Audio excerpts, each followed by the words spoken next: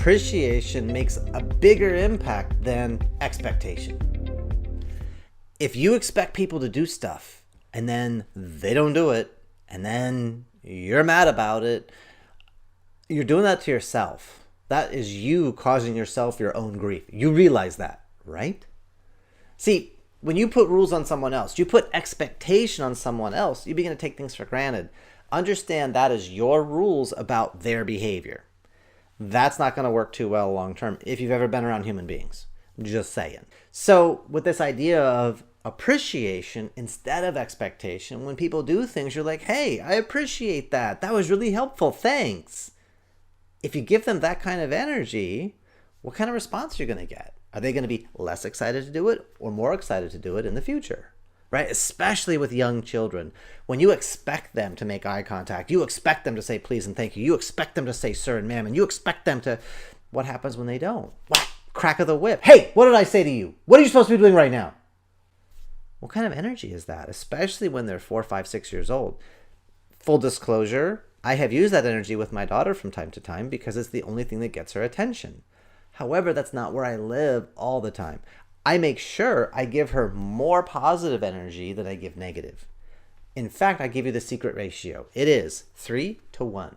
3 positives for every 1 negative brings us back to 0. So I got to make sure I'm doing more than 3. See, biochemically, we respond to stress hormones way more powerfully than we do to euphoric hormones. So what that means is if I give you 3 positives to 1 negative, we're back to even Stevens.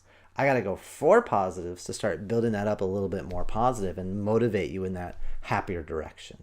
And the cool thing is, especially little kids, they love the praise and they love the, hey, thank you, that was awesome, high five. They love that so much that we can wipe out a lot of negativity very quickly. And it actually works with teenagers too. When you start telling teenagers, hey, I appreciate that, that was awesome, thanks. They're like, okay, whatever, you're so weird. But on the inside, they're kind of like, hey, thanks for noticing. I appreciate that, right? So we want to trade our expectations for appreciations. So write down the list. Have the chore chart. It's fantastic. And say thank you when they get things done. Appreciate when they get things done. Instead of, yeah, that's right. Be like, hey, that's awesome. High five. There's enough negativity in the world already. We don't need to add to it, especially for our kids. So the more you can give appreciation, the easier it is for people to want to do more cool stuff with you and for you. Think about it for yourself.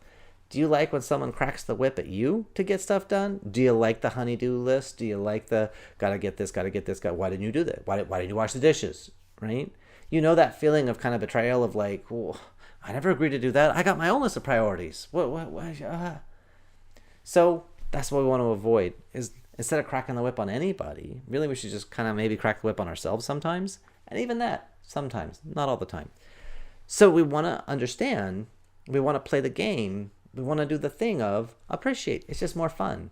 And then I have 4 ways with my kids and my teenagers and my wife to say awesome is we got a high five, we got knuckle love, we got elbow love, and we got low foot.